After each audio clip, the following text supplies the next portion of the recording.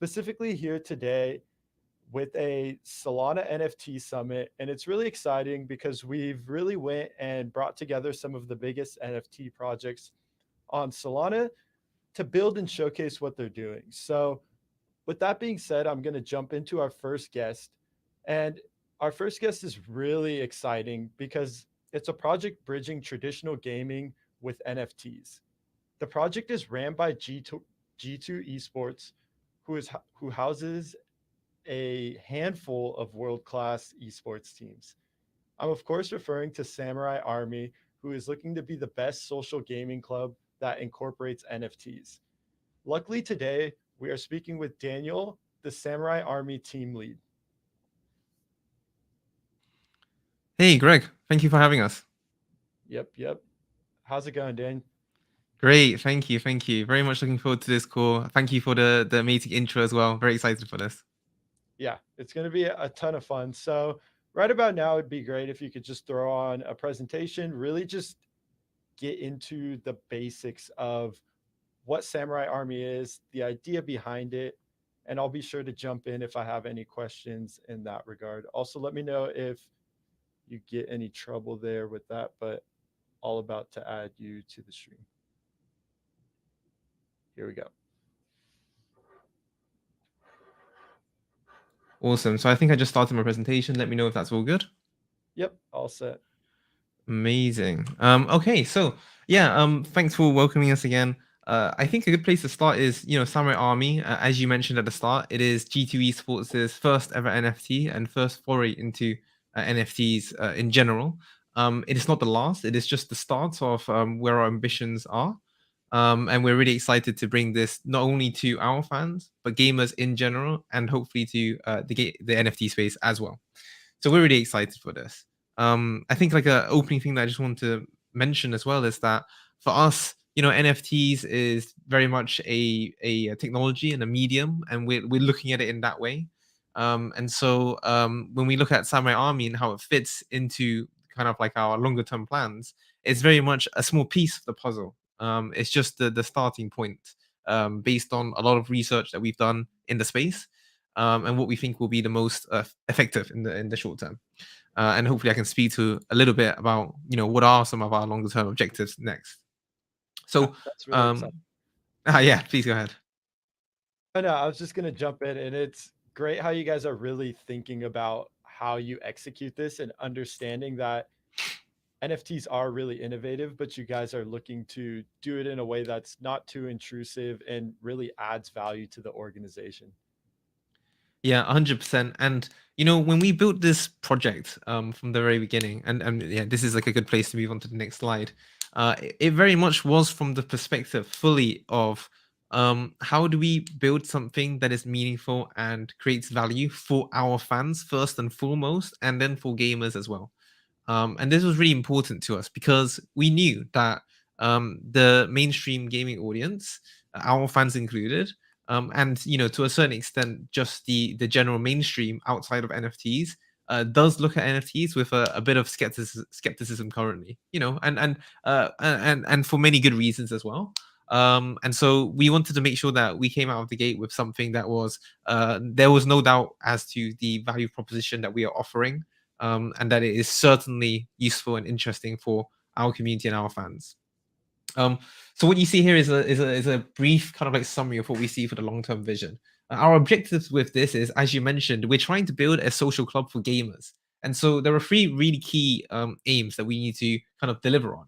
One is that there needs to be a thriving and active community of gamers first and foremost, because it is a community based project, and the value of this project essentially sits in how good that community is. And so we work extremely hard trying to think of ways to make this experience really fulfilling and sticky, right? So that people actually want to be here, and that we actually foster those relationships and those community members and the growth of that community, both naturally and in a sustainable and healthy way. Second is that we want to create value such that this is the social club for gamers, not just any, but what we're really aiming for is to be the best in the space. And I think so far there are not really any projects which target this niche of trying to fully focus on being a social club. a lot of NFT projects nowadays, they have, staking, or they're creating games, or they're DAOs, and they're, doing alpha, etc. There's all these little different niches of what kind of purpose the NFT project and the community serves. And for us, it's very much in that social angle. We looked at kind of like, what is the G2 brand? What are our assets, and what can we kind of utilize to maximize the value out of this? And when we did that, we kind of thought, actually, a social club makes the most sense. It fills a space that isn't really strongly filled currently, and also allows us to make use of the G2 brand in really effective manners, in ways that actually creates a lot of value for our fans. And the Yeah. last one is that we actually want to expose the mainstream gaming audiences to the world of NFTs as well. Really big point. For us, it's not just about G2 esports, but about bringing our fans and gamers in general into the space, because we know that there's a lot of skepticism, and we know that there's a lot of let's say, like, a big hurdle, right, to cross, to get kind of like mainstream gamers interested in understanding what NFTs really are. And so we wanna be the project that can help them cross that hurdle. Yeah, and I think there's something really exciting here, just in the sense that this is something that G2 is taking on and looking to make a gaming social club. So I'm sure you're going to get into this a bit more, but what are the fundamentals of something like a gaming social club? I think it's great. What have you guys been doing? But it really seems like that's the start. And how will this begin to proliferate? Yeah, really great question. So, I mean, I think the thing is that it's quite a simple thing, right? Like, we're just creating a community. We're creating a community, a space for people for gamers specifically, to join, to meet other gamers, to meet like-minded people, to share their interests and have fun together, have a fun social experience. That's ultimately what it is. And there's no kind of like a rocket science there. I think it's a fairly simple concept to understand, but a very difficult one to execute. There's a very good reason why it's very difficult to find strong communities where you truly feel, it's like a family, right? Like, you want to be there, part of that community. You want to go on there every day after work, after school, spend time with the people, and generally just chit chat, have a good time, and have that social experience online, right? It's very hard, and I think that's just the reality of it, is that creating a space digitally which really fosters growth of relationships via online, right? Online interactions is a difficult thing, and that's very much what we're kind of like focused on. I think the second part of your question was like, how are we doing it? Is that right? Maybe you can just re-clarify that so I can answer it correctly.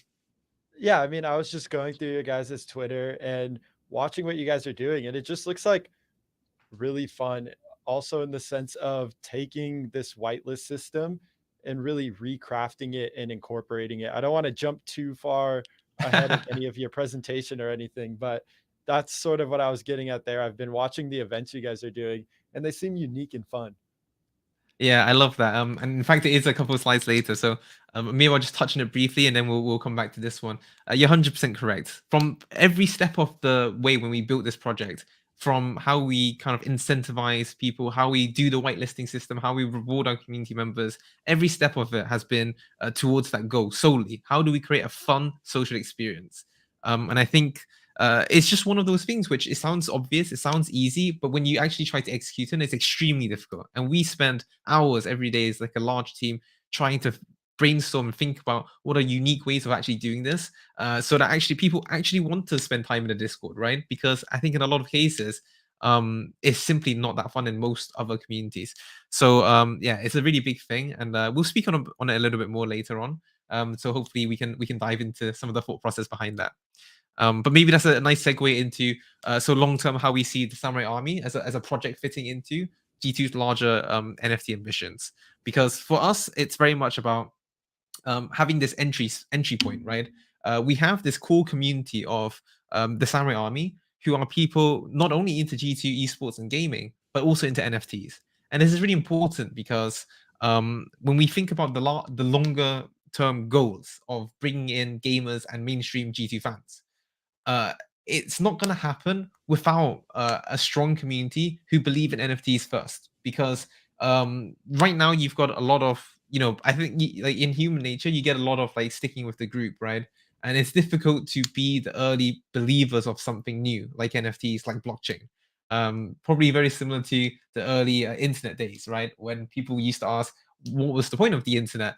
Like, why would you build anything on there? And like for you to be a believer of that new technology, you were very much in the minority. And so we're really trying to foster this strong core community of people who believe not only in G2, not only our fans, not only our gamers, but also believe in NFTs, understand that value proposition, so that when we start really pushing out and trying to teach, our wider audience and the wider gaming audience about not only what we're doing, but through demonstrating to them through our project what NFTs can do, that when they come and decide, hey, I actually want to learn a little bit more about this, I'm actually a little bit interested, I might be starting to question my prior beliefs and understandings of NFTs, they've got a really amazing community to come to speak to learn from. And then we hope that from there, that they will eventually be converted into seeing what the potential of NFTs are.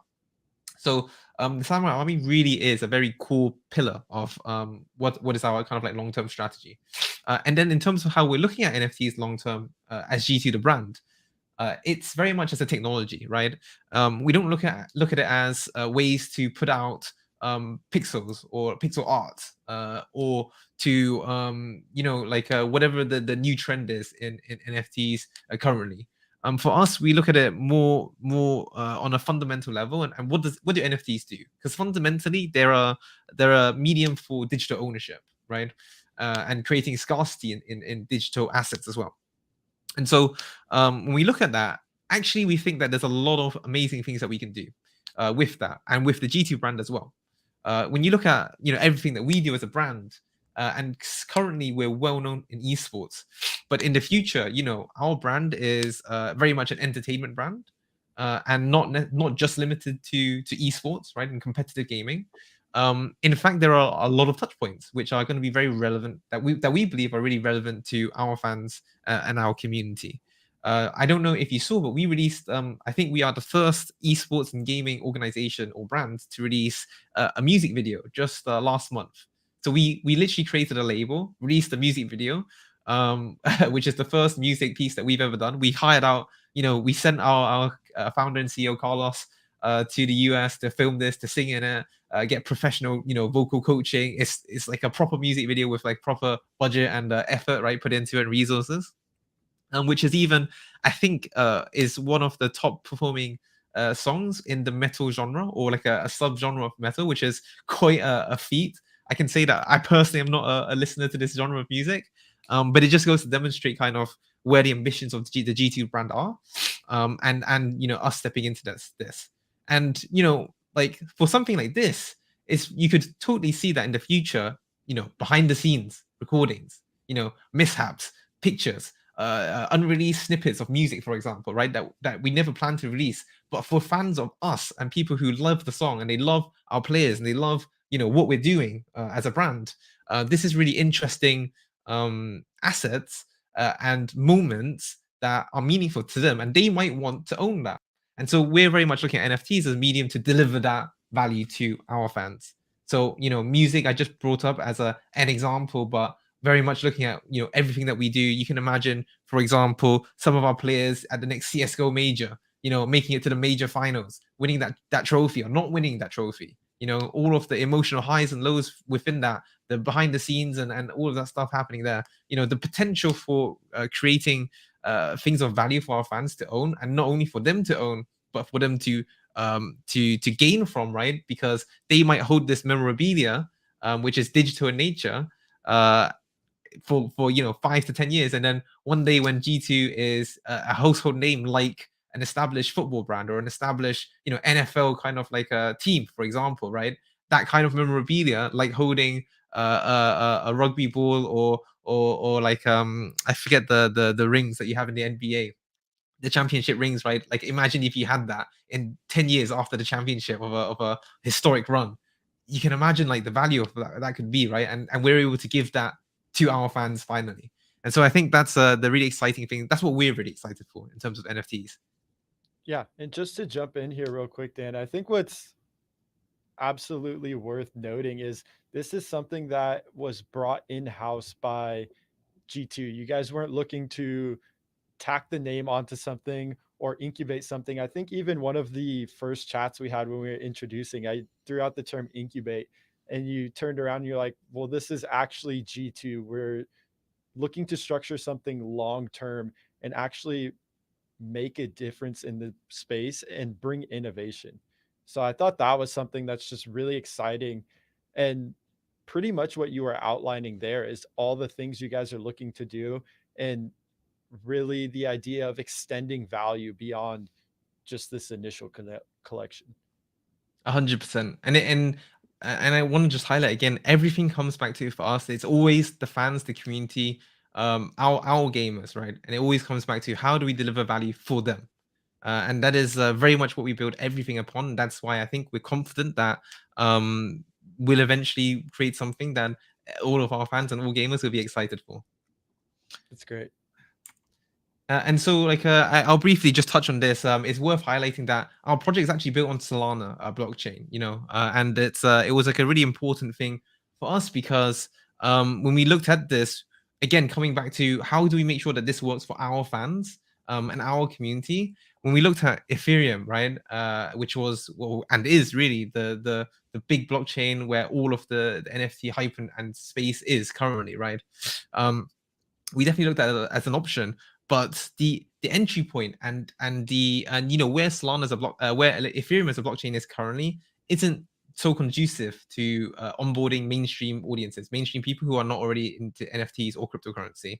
You look at the average Ethereum NFT, and you have to spend hundreds, if not thousands, just to buy it, and then you're spending, maybe $50+ to transact anytime you move it or buy it or sell it or whatever. Try to explain that to the average G2 fan, who's spending, I think currently our jerseys are like $70 to $80, and you have to spend that just on transaction fees. It's impossible. There's no way you can justify that. And so that's very important as to why we decided to go with Solana as a blockchain. We are really confident in their technology and what they're building and the execution strategy, most importantly. And that it's important to highlight, like, the transaction fees are, I think, in the pennies. I think it's around like point two or 0.3 USD cents, like cents in USD, to just transact anything on Solana currently. And the average entry price for NFTs is around 100 USD currently. Likewise for ours as well. And so it makes it a lot more, the barrier to entry is much more accessible, which is really important to us. We wanted to make sure that this was accessible to our fans and the average gamer. We couldn't have put this at several $100, being one of the first big gaming brands to enter NFTs, but it was a conscious decision to make this accessible, and something that works for the average gamer. Yeah, that's awesome. And just on the front of Solana, it really goes to show. And as I was mentioning early on, I'm here at the Mountain DAO, which isn't an official Solana hacker house, but it's actually been a month-long event. And just seeing the community and the amount of talent pouring into the space, it just goes a step further. And I mean, the fees aspect is really just the no-brainer, but seeing all the talent pour in and how the NFT market itself is growing and how much more it has to catch up to Ethereum is really exciting, especially as we see top quality social club projects like you guys, gaming projects, and we definitely have a ton more guests. So like we're gonna see more of that as well. But just adding on to that aspect of what Solana is building, seeing the talent pour in is really the second, third level effects of the cheap fees and the technology. Yeah, and I love that you highlight all of the great builders and people that you're seeing in it, because this was very much a important kind of like factor in us choosing Solana. Why Solana? Why not Tezos? Why not Polygon? Why not any other blockchain which is a proof of stake, right? And I think the key thing is that Solana really has executed on the strategy extremely well. You can have an efficient blockchain as an alternative. But what is very difficult is to build the user base, the number of people building on Solana, number of people buying on Solana, right? The marketplace, the amount of you look at like Magic Eden and the numbers that they're creating, as a secondary marketplace on Solana, it almost rivals like OpenSea. Like that amount of user activity is very difficult to replicate. And you might have a separate chain which is as efficient or competitive, but I think it's very difficult to be able to onboard that amount of users and builders and just activity in the ecosystem, which is also extremely important for all other projects in Solana as well, right? It's one of those things where the more that you have, the more that everyone in the ecosystem gains, and that's 100%. also an important factor for us as well. And so Definitely. it's really worth mentioning that so G2 Esports as well is officially partnered with Metaplex as well, and so they are our advisors and partners, and they help to make all of our NFT ambitions possible.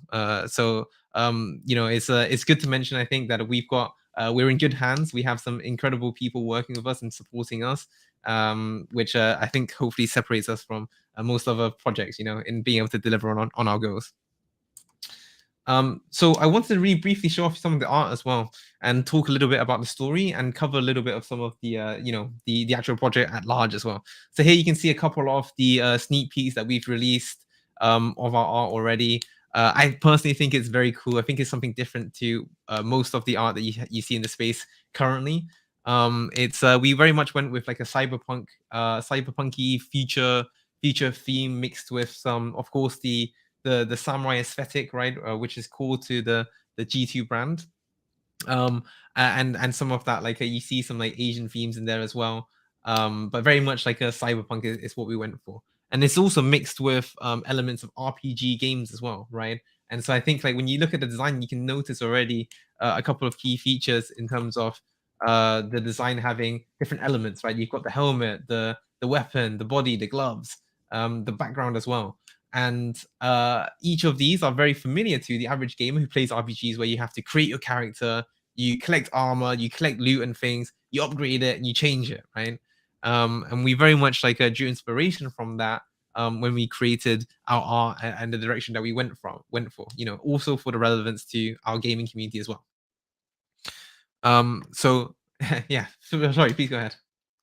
No, I was just gonna jump in and just say I'm really fond of the art, and it was something that stood out right in the beginning. I remember right when you guys launched, it was maybe a month or so ago, and I just remember landing on the page and I'm like, "Oh, this is awesome artwork," before I even started getting into what was all going behind it. So that's just like always extra bonus points. Yeah, exactly. And I think that's exactly how we looked at it as well. Obviously, art isn't necessarily the core part of our project. It's not an art project. It's not a PFP first project. We're creating a social club, and everything else that goes into it. That's really the core of it, right? But we did recognize that it's extremely important that art is still a big part of NFTs, and what has made NFTs explode, right? And so we recognize that it's important that we create incredible art that excites and gets our community really hyped up for what we're creating. And I think we've created exactly that, right? Something that is fun and enjoyable for our community.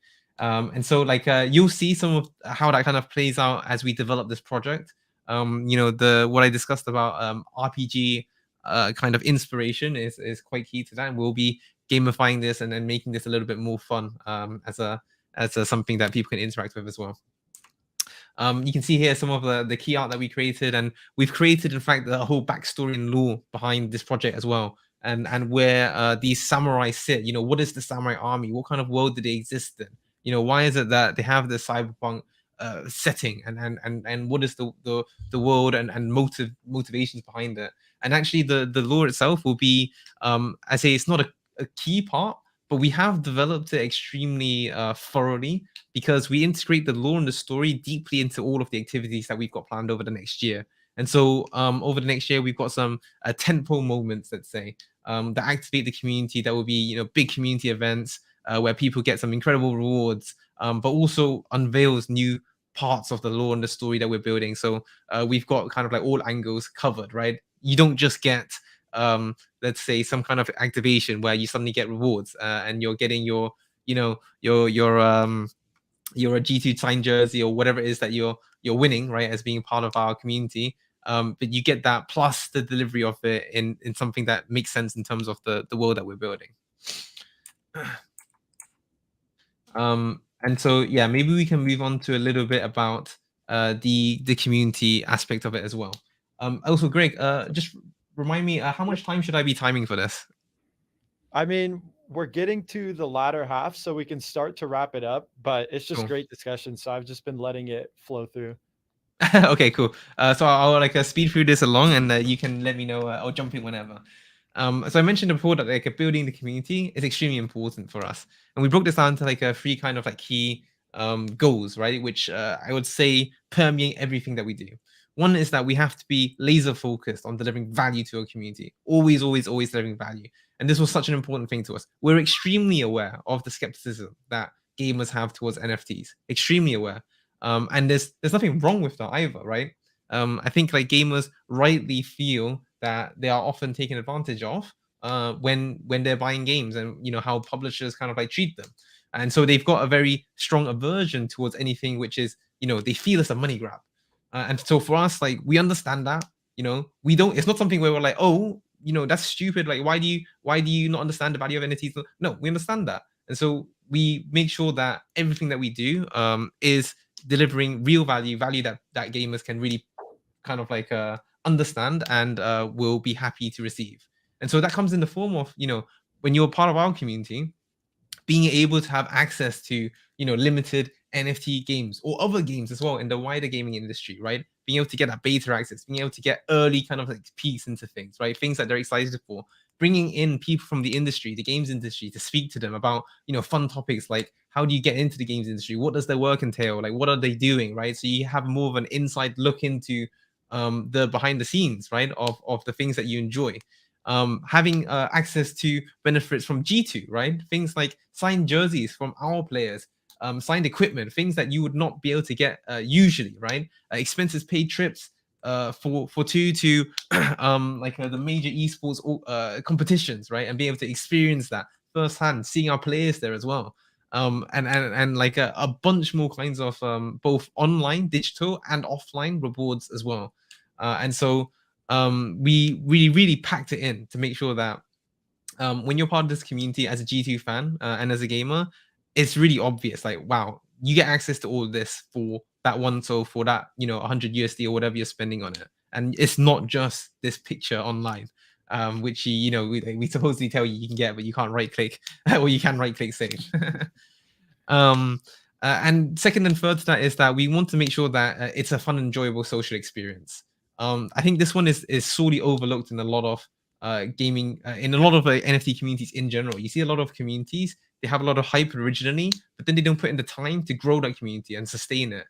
For us, it's very much like this is the core of our project, and so we very much put in a lot of mechanisms and a lot of effort to spend time to grow the community and to foster the existing community that we have. You know, I speak to all of our members every day as a project lead. I look at so many messages, so many channels, despite it not necessarily being like my main job, because it's important that I understand like what is going on in the community, how does the community develop, who's in here, who's having fun, what do they enjoy, right? Extremely important I understand that. And the whole team as well, the whole team behind this project is always in the Discord, understanding, learning about the community, interacting with it as well. And that's how we are able to come up with ideas and fun events and things that our community appreciates. And then thirdly, as well, to foster relationships and friendships between people. Again, it's just cool to building a fun social experience, but it's something that isn't actively thought of and something that we are very aware of, right? I'll speak now as a gamer that it's surprisingly difficult to find other like-minded gamers to game with. I personally play League of Legends, which is a 5-player game. I've never found 4 other players online who I wanted to become friends with and play regularly with. You know, despite I would love to play in a 5-man team with 5 friends. You know, I would love that. But the reality of it is that in the last, I'd say like 6 to 7 years of playing the game, I've always played solo queue. I've always played on my own. And so that's the kind of problem space that we're trying to tackle. We're trying to really build a proper community where you're able to find people to game with and fill that hole, which I think most gamers are looking for. I think most gamers are looking for that social experience when they're gaming, you know. Sorry, go ahead.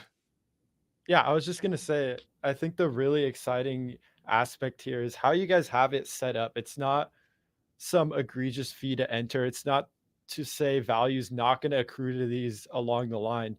But if you are a gamer and you really want to get into this for the social aspects and building these things out, it seems fairly attainable to go to these events, to join in, to interact with the community. All of these things are almost like what is expected of people to be inside of the club. So if people really get excited, want to do it, they're able to join in and really interact. So I think that's great. And then just that second layer there of combining this idea of Web3 and gaming, I think there's that even further layer where finding 5 friends to play with, it's definitely possible. But then even now, if someone is interested in Web3 and crypto, finding 5 friends to play games with that are specifically interested in that will be much more difficult than just finding traditional gamers. So I think it also starts to bridge that gap.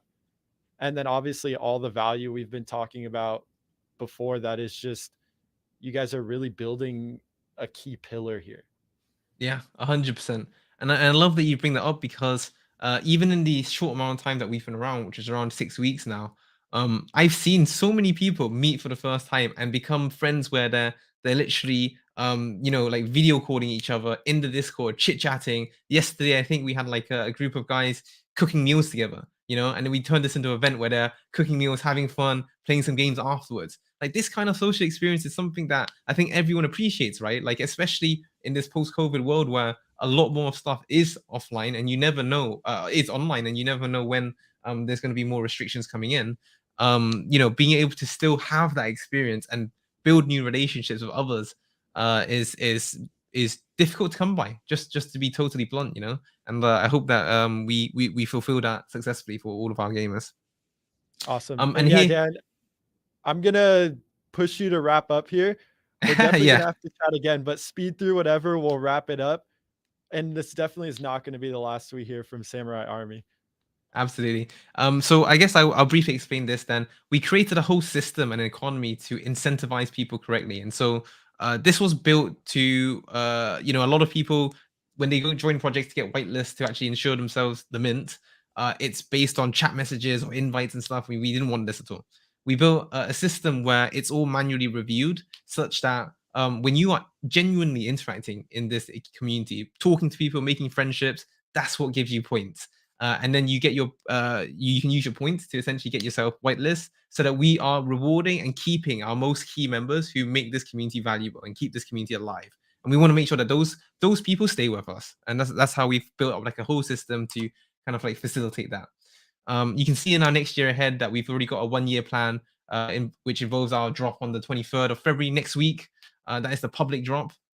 But we've got a lot more things coming in this next year as well. World Boss events, which are a key pillar of what we're delivering, and those will happen 3 times a year, along with some collaboration drops throughout the year as well. Very low quantity with incredible artists. So we were going to be looking at some, really really cool art and some fun events every month as well. And so we've got this 1 year plan. We've actually got a 3 year plan, but we've got in this next 1 year plan already a lot of fun things to keep it fresh and exciting and keep growing ultimately over the next year. And the mint is really just the starting point for all of that. One of the cool features that's worth mentioning is how we're providing naming rights for all of our samurai, which means that you can actually name your samurai and that name will be put into the metadata of that samurai forever. We will never change it. It will be locked in. And so, it's another mechanism for really creating a bond between that NFT and you as a personal gamer as well. I mentioned some of the World Boss events earlier. We'll also have like a really cool special launch event on the 23rd, which is when we have the public mint. So this will be exciting. I don't want to kind of like spoil too much, but it's going to be really fun. People are going to want to join. They're going to want to join the voice chat. It's going to be very hyped. And so just to give a little bit of a teaser about that. And then I think some of the most exciting bit, which is it is one soul for our NFT next week. There are 3 stages to the mint. there is a free mint, which we are raffling away on the 21st of February. So a select few people who register via samuraiarmy.com will be eligible to that and will be able to win that. You will be able to mint the Samurai for free. On the 22nd, which is when we will have the whitelist mint. So everyone who is whitelisted will have 24 hours to mint the Samurai before the public mint. And there is still time to kind of like earn your credits so that you can actually get into the whitelist before then. And then finally on the 23rd of February, where we will have the public mint. And again, there will be 24 hours to mint your Samurai. And anyone who wants to be eligible to mint, they will need to register via samuraiarmy.com on our website. It is a quote unquote whitelisted mint where if you are not registered, you will be ineligible to actually mint at all. And so make sure that people are kind of like registered there. And so, yeah, thank you very much, Greg. I appreciate it. We really had to rush through the end, and I'm sorry for taking up too long. No, it's great. I was really enjoying just going through this, and it's amazing what you guys are building. And I don't want to talk too much. We just spent 35 minutes about going over it, and I know there's a ton more to do. The best part about this is you guys are a very active community, so people will be able to find you guys. It seems like Discord is one of the most active places. And I just want to say in general, Dan, I'm really excited for what's building and the idea of seeing traditional gaming take a real hard look at NFTs and figuring out a unique way they can be incorporated into the space. So I think that's a very easy, maybe not too far in depth and elegant way to put my excitement about Samurai Army. Nice. I love it. Thanks so much for sharing that. And we're super excited for the mint next week and hope to see you there as well. Definitely. Awesome, Dan. We're definitely going to connect here sometime soon. And Solana News is always keeping an eye what's going out at Samurai Army. Sounds like it's just starting to ramp up. Absolutely. Mint is just the first step in a very long journey ahead. So we're pumped. We're pumped to have that Awesome. journey and to hopefully share it with you guys. Thanks, man. Thank you. Bye bye. Yep. Awesome, guys. That was great to hear. I'm just really excited to see, echoing what I said, a lot of talent pour into the space. People like traditional gamers, G2 esports, really coming in and bringing innovation. So, with that being said, our next guest keeps the ball rolling with just as much hype. They're building a decentralized NFT auction protocol on Solana. And of course, I'm referring to Burnt Finance, who offers a full service NFT marketplace allowing anybody to mint an array of NFTs and also list them on a marketplace. Today, we're able to speak with Burnt Banksy, the man behind the historic moment, of burning an authentic Banksy. But there's a lot more to this, and it really ties into what I just said above. So it seems like a great movement that is starting, and I'm just going to let Burnt come on and talk about what they're doing. So how's it going, man? You might be muted, so just a heads up there. I am muted. Thank you. There we go. Appreciate that. How you doing today? Thank you again for the time and having me here. I really appreciate it. Yeah, it's amazing. Really just excited to talk about the project. So before we get too far in, if you have a presentation, you can throw that up and we'll jump into it. But I'm just curious from your end, we obviously all pretty much saw the aftermath of the burnt Banksy, but what was the idea of this and what does it really mean beyond that? Because there's a lot more to it than just this surface level event. Yeah, absolutely. And so I guess kind of giving a little bit of a background and context, I worked in crypto at a firm called Injective Protocol. Trying to see if these are the right slides. It might not, so if not, fuck it. But I was at a firm called Injective Protocol doing decentralized derivatives, effectively TLDR. And we had no intention of really starting burnt finance out of the burnt Banksy thing. And I'm sure, I can go through the story of, why we did it, but, kind of in the aftermath, really what happened with me was I had found a group of people called NFT Tips, and they had really helped me out. I attribute almost everything to them and the exposure that they got me and the help that they provided, and everything was on Clubhouse. And so about the entire month after, I pretty much fully dedicated to giving back and helping people with their projects. And coming from MF Doom to Pussy Riot to Alec Monopoly to the Naked Philanthropist. It was really, making friends and giving back and really getting this community rolling to where it was. But kind of in this month, I had been a buyer of NFTs for a while, and I had been obviously in the crypto industry working on decentralizing the entire derivatives projects. And we realized that there was a lot to be done. There was a lot of front running. Someone took the name Burnt Banksy off of OpenSea, as there was like a 2-day time delay. We texted the CEO. We got their name changed and we got promoted to verified status, which is great. But for us, right, in addition to the fees, which we were very lucky to afford, but effectively we understood that this was an industry that was promised change and there was no change. We saw a nice wrapping of other aspects, but in order to really be in this kind of movement and we can see where we're going with this, and it's very funny too, you look at any intro to blockchain book and the best example of a use case of blockchain is something like Sotheby's, yet it's the one real aspect that hasn't really been approached, and that aspect hasn't been given to the people. If anything, I'm starting to notice a kind of shift away where people are ideally wanting to be doxxed or etc. And so for me, I think, and I guess I can kind of show this. Is the Awesome. slide up? I don't know how. Is that up? Yeah, I'll add you there now, Oh, so cool. you're All good right. to go. So I'm gonna just like go through this. I'm not gonna lie, I hate decks, but sometimes they just work, right? So what is Brent Finance? We don't take any transaction fees. I'm gonna hit the key points here. And there's some cool shit that we were coming up with just to make sure everything ran smoothly. You know, uh, Number one, font and sizing isn't our strong suit, but there's a bunch of barriers to entry for creators, and a lot of this I don't really have to go through. But I think a big part of this is obviously this shifting consumer sentiment and just really expensive, really crypto is created for the people and to give access, yet we continue to make the same mistakes that we escape ourselves from. And so, oh God, that's so. Anyway, we raised blah blah blah. I think kind of as we talk about burnt finance, I also this is the wrong deck, hilariously enough. So let me. There's different decks for different moments, and this is not the one that I want to talk about. How do I add a new one?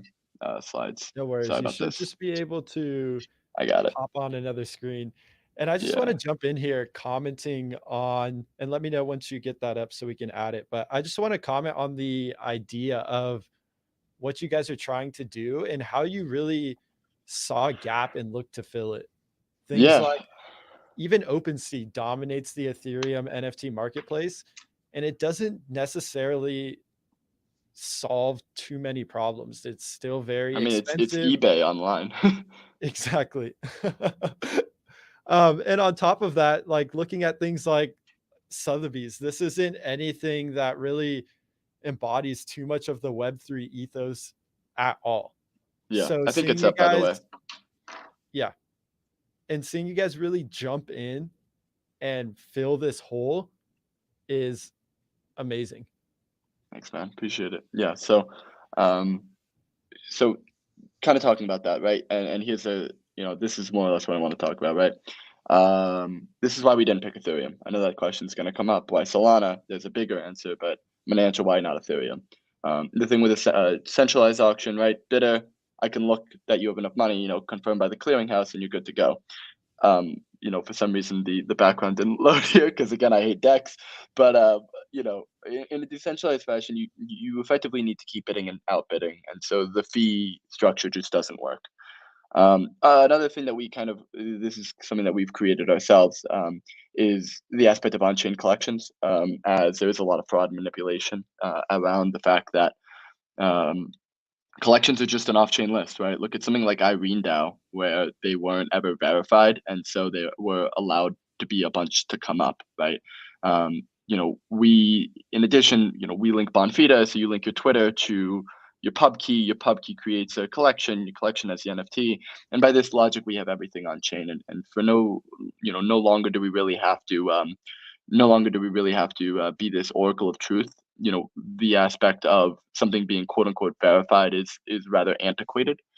And so this is kind of what I want to talk about. And I know this is the exact same thing, so don't yell at me. But you know, the aspect of what burnt is, and I know we talk about what burnt is, and the aspect of there being burnt finance. And I know this slide looked a lot different 10 seconds ago when it was rather than being DeFi, it was 3 different categories. But I will go into that. You know, we want to see a marketplace as a commodity. At the end of the day, this is especially with months and months of work. The aspect is rather iterated in what does it mean to be decentralized? What does a marketplace mean? Especially as the concept of a marketplace has been extremely centralized for thousands of years. And so, the idea of making it a commodity is a quite interesting aspect where, this is why we don't take any fees. This is why we let anyone post. And for the simple reason of we are just connecting people who want to make transactions. And then I think, it was really interesting listening to the Samurai one before this because, I think you talk to anyone and you get this aspect of utility, right? And I think when we talk about what NFTs are, I think we're so tied to the term of NFT and associating it with digital art that we kind of lose focus of where we are and what we're doing sometimes, right? And so when it comes to utility, right, like that doesn't just purely mean staking. That doesn't just purely mean, leveling up a weapon. There's so many applications to that. And so as you start to look at Burnt, Burnt.com is live. We are fully in mainnet. We are launching our V1 Launchpad next week. So right now we are purely one-to-one NFTs. All of our collection is live, English, Dutch by now. But we are integrating a launchpad to allow anyone just simply uploading layers, picking the rarity, and then making a generative collection of it. And are able to do this in 15 minutes or less. And I think a big issue that we saw is even though there isn't a monetary, even though there's also a monetary kind of barrier, there's also a knowledge barrier too. Um, you know, I think you're starting to see just oversaturation of generative profile pictures because at the end of the day, when we talk to people and a lot of the people who want to create, they don't know what a CLI is. They don't know what the difference between Solana or Ethereum or how to get a phantom wallet or how to store your private keys are. And I do think a big part of the journey and the process is being that kind of education, right? Is I always love the term of finding the next Einstein in Africa, right? And being able to give people the tools that they need and removing as many barriers to entry as humanly possible and allowing them to monetize. And I think that's extremely important. And I think when we talk about this aspect of monetization, that doesn't just mean selling. And so now we'll get into the fun DeFi part and the finance part of Brent Finance. Awesome. And we'll talk in the case of GameFi. I think this is rather basic, right? But you have a supply side and a demand side marketplace, eventually getting everything cross chain, and we'll talk about that in a little bit. But I think a big aspect that we're going to be talking about here, and I'll get into in a little bit, is a lending aspect, which I think term it as lending, term it as staking, but effectively any way to make money off of what you're currently holding as you anticipate. Obviously you want to hold it, right?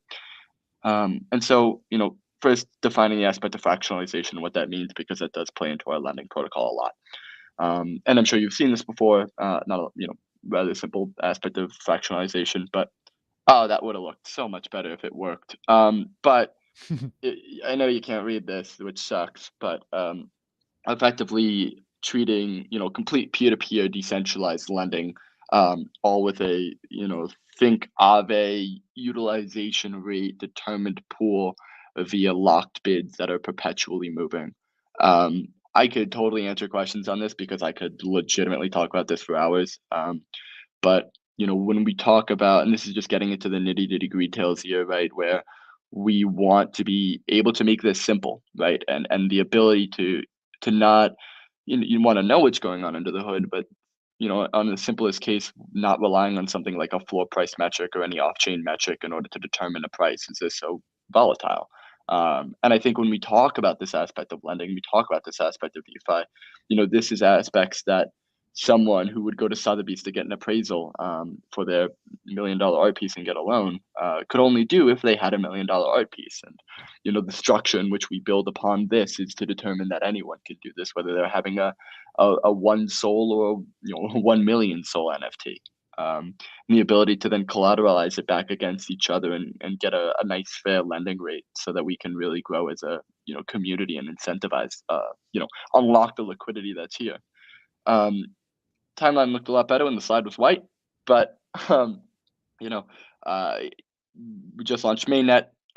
Obviously, kind of Q2, we should expect the launch of a DAO governance, along with, I'll let that speak for itself. New token auctions, currently building out a bonding curve, currently building up when we talk about the launch pad, having that both candy machine, bonding curve, Dutch auction. Because a big thing that we do realize is people a lot of the times ask, well, how much should I sell this for? Unrelentingly, that is the point of an auction house. That's what we're here for, is pure price discovery and making it easy. And so we don't want, I think for us, yes, it's easier to do a buy now, but at the end of the day, we want to incentivize everyone to do true price discovery in a matter that's easy to understand, fun, and cool. And I think that's a real big part of burn finance. Kind of Q3, you should see an expansion onto Terra and other EVM compatible L1s, in addition to this kind of pure lending GameFi initiatives. Our last round was led by Andy Mocha Brands, and so we're working very closely with them in order to kind of facilitate a lot of this work. In addition to, of course, liquidity mining, staking, NFT incentives. I think I'm just going to end that there. Kind of the No, and points that I wanted to make.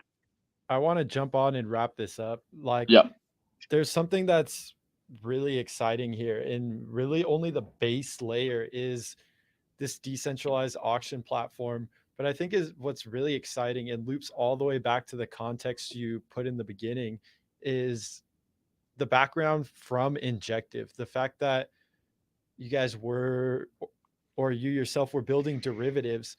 And I think that goes a long way, that there's so many people looking to unlock GameFi and more instruments for their NFTs, like you were talking about, of getting out a loan on them. And this is something where there's a massive gap. So to see the experience of yourself and bringing it over, doing it on a chain like Solana, where the NFT market is continuing to bolster, I think it's just really exciting. Being an NFT holder myself, it's always a question of how to unlock this liquidity. And so seeing people like you in the space building things out like this gets me incredibly excited. appreciate that. I appreciate that. And the thing is, like, we notice it's so interesting because we as an NFT community are really, obviously retail focused, right? And so I don't think the strength is in building the products at the end of the day. I think the strength is in allowing everyone to use the products. And there's a reason why we're marketplace first, right? There's a reason why we want to remove the friction. We want people to understand. We want to be this next frontier of education, of entering the space where, right now the thought loop really is, oh, I go to Ethereum, I go in through Coinbase because my son told me about it, or something like that. I go to Ethereum, I find out about Solana, I get a Phantom wallet, I find out about Burnt, right? And then that is a really long, customer acquisition cycle, even for Solana as a whole. And I think with Solana picking up and so many amazing people, I was just at the Chicago Hacker House. It's so incredible that now that idea of, oh, well, you go to Ethereum and then you go to Solana is so quickly getting displaced to just purely people coming to Solana. And I think if you were to take one thing away kind of from all of this, it really is just so exciting to see that. It's not a second step anymore. It's the first step for a lot of people. And that is really exciting. I echo that 100%. As I was saying, we're here at the Mountain DAO. So seeing the community build around these things and really how it's developing in the innovation, it's super exciting. And I apologize for wrapping this up here, No, but no there's worries. a lot going on at Burnt. I mean, we've been following it a ton, and it sounds like Appreciate- you guys are really just getting going. It's exciting to see you guys hit mainnet, really hit the ground running. Thank and you. it's not like the momentum is stopping anytime soon. You guys are looking to just bring a ton of innovation into the space. Appreciate that. Yeah. Next week will be exciting for Launchpad. I'm really. I think that'll be a game changer. Honestly. Yeah, it sounds really exciting. I was actually, just to put a cap on this, I was talking to my roommate here at Mountain Dow, and he was just going through the process of minting something like a generative collection, and then hopping on here today and talking about how removing that barrier to entry, but then even just that blanket layer of education in the NFT space Mhm. goes a massive way. So it's great to see people in the space really pioneering and pushing for that. Appreciate that. Yeah. Yeah. It's fun too at the same time. Um, I think I think a lot of what I say is I'm building what I needed at the time, um, and I stick true to that. That's one of the most important things I like to hear, and it seems to bring out some of the best projects. So, really excited for what is coming out of Burnt Finance, and we're definitely going to keep an eye on the further development. So, I just want to thank you for joining us today, man. I appreciate it, Craig. I love you guys. You guys make some of the best content, honestly. Great to hear. We definitely try to do that, and looking forward to collabing in the future. We'll definitely have our eye out for that Launchpad launch next week. Cool. Looking forward to it. Yep. I'll talk soon, and thank you again. Thank you everyone for listening as well. Awesome. Thanks.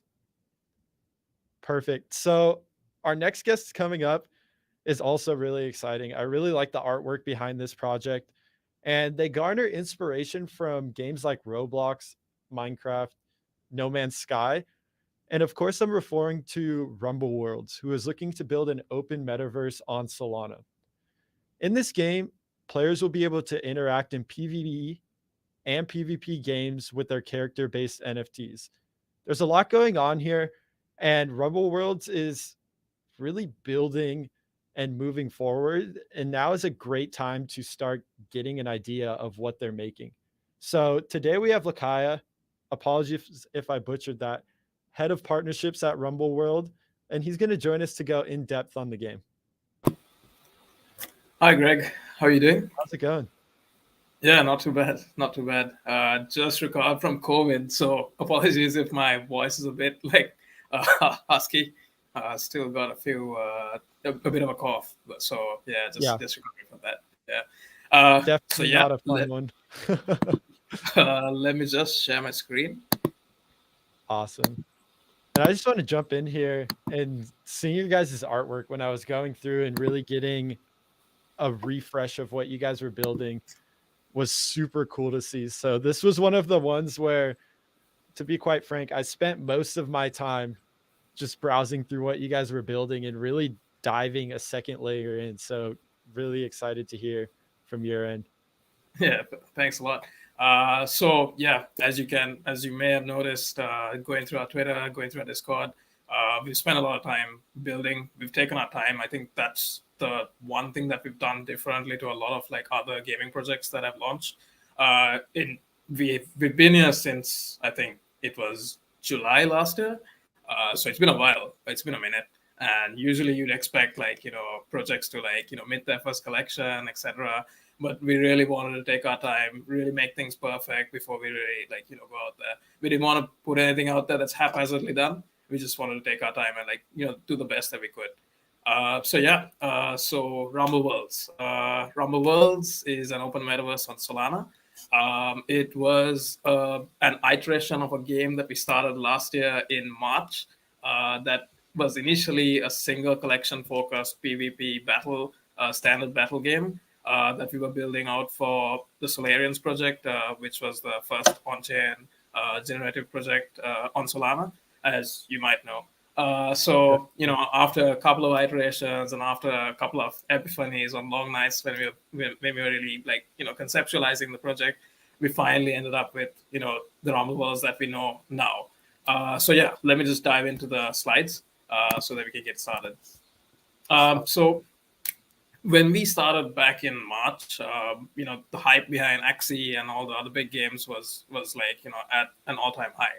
I think at that point, I remember reading like a Forbes article about how it was so expensive for players to enter into Axie at that point, and now prices have come down significantly. But at that point, there were key problems that we identified to really kickstart our journey with Rumble Worlds. So the first one being is that most of the collections that we see specifically on Solana are actually 2D based NFT collections. And a lot of these collections have had a real hurdle in front of them in terms of really digitizing their assets and making them 3D models that are able to integrate with multiple metaverse projects. And that's something that we noticed in a lot of projects. And also, I think the biggest thing that we saw was there's actually a lack of interoperability. So in terms of the NFT space, a lot of projects that came out were solely focused on working on their collection. There was no real link that they established with other projects as well. And also in the other crypto-based games that were out there, NFT-based games that were out there, one thing that we noticed is that the core gameplay was governed by the actual game creators, and not many sandbox style games besides Sandbox, obviously, were out there that really gave players the freedom to really create their economies and the games and the gameplay experience that they could as a community. So we came up with Rumble Worlds. So Rumble Worlds is bringing to life your favorite NFTs and connecting communities through building a gaming-focused metaverse, specifically on Solana. So right now, what we've started doing is what we started doing in July last year was we were helping a lot of NFT projects really become metaverse ready. That's been one of our core focuses, and because we've got a really skilled team, we've been able to help multiple projects really turn their 2D art into metaverse ready 3D models, game ready 3D models. So that's one thing that we've been focusing on. So behind Rumble Worlds, we go as an open metaverse. So the whole idea behind Rumble Worlds is basically to give this layer of sustainable utility to all NFT projects that are out there in the form of gaming, and help all these projects integrate with each other and really really get that community feeling out there, so that if you're a Solarian, you can interact with DJDAO or Monkey DAO, or really get that community feeling going out there. And lastly, it's the player-driven gameplay that we've been focused on. So that's one of our long-term roadmap objectives, where we want to really create creator tools and really push out the user-created content out there. I really love the idea and the onus of composability you guys have of making these NFTs be able to interact with each other, and then even the user-generated content. It really hammers in on this idea of Web3 and takes gaming to a next level. So I just wanted to throw that in there. Yeah. With gameplay, so we're a metaverse, so you can explore, hang out, build, and game within us. We're gaming focused, like I mentioned earlier, so we've got a few different gaming styles, so that we have something that's out there for every different type of gamer that you get. Whether you're a casual gamer, whether you're just out there socialize with your community, etc. We've got what we've literally tried to build what we can to accommodate every style of gamer. So we will have multiplayer experiences, so where we will have PvP, PvE, and co-op style gameplay. We will have solo experience as well, so quest style games, PvE where you're fighting against the environment, and we'll have a story-based game as well. We will have social interactions available, so you'll have social activities and events that you can host within the game. And we initially, when we launch, our core focus is to really create a game style out there that can be associated and related to pretty much all types of gamers. So we actually decided to go with the party games genre. So we'll be starting with your Overcooked, Super Smash Bros. Style gameplay, where you can really integrate multiple different collections with different types of rigging and with different type of body structures, etc. into these like gaming experiences. So as a crypto-based game, NFT-based game, we're obviously a play-to-earn game. So we've come up with a sustainable mechanic for our token, utility token, which is called RUM. That's RUM shortened for Rumble Coin, which we'll be dispersing as rewards. So this RUM token will be able to be used in-game for trading, to buy, sell NFTs, lands, and in-game assets as well. Awesome. So right now, we've been on an onboarding spree. We actually have over 80 projects that have partnered up with us. It was actually more than 100, but we had to cut down on like around 20 rugs in the past like week or so that we realized were really rugged, that had rugged. I think it was really after like the market dumped. I think we realized that a few of the partners that had come earlier on last year had rugged, so we just had to like let go of them. So yeah, 80 plus right now. Out of the 80, 23 projects are actually ready with game-ready assets that are integratable with metaverses, which is a fair few. And every day, we've been onboarding projects and we're still working. So right now, I think we're working on like another 10 different projects and their metaverse assets as well. So hopefully, in the next month or so, we'll be able to like showcase exactly what we've been doing in terms of that. So we have some notable partners as well. The Solarians, of course. We haven't announced, but we've partnered up with Rogue Sharks, D-Gods. We announced Piggy Sol Gang, Solami, and Bone World have been there from the beginning. So yeah, these are a couple of notable guys that we've partnered up with so far. So yes, coming to the interesting part. This is the Rumbler. It is our native avatar for Rumble Worlds. So the Rumbler was pretty much, it was conceptualized last year to be a bit of a low-cost method to enter the metaverse when, projects were at like an all-time high, when you saw flows of like, 35, 40 Sol per project, and then Sol was like, pumping.